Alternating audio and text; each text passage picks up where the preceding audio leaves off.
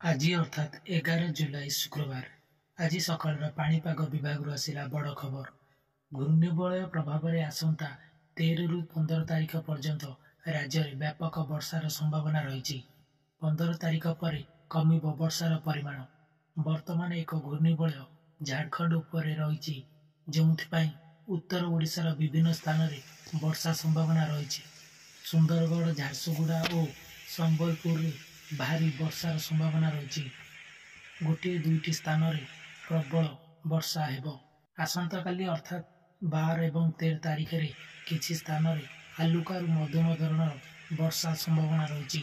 13, 14, 15 ପର୍ଯ୍ୟନ୍ତ ରାଜ୍ୟର ଅନେକ ସ୍ଥାନରେ ହାଲୁକା ମଧ୍ୟମ ଧରଣର ବର୍ଷା ସମ୍ଭାବନା ରହିଛି। ବିଶେଷ କରି 13 ତାରିଖରେ ସୁନ୍ଦରଗଡ଼, କେନ୍ଦୁଝର, ମୟୂରଭଞ୍ଜ ଜିଲ୍ଲାରେ ହୋଇପାରେ ବର୍ଷା।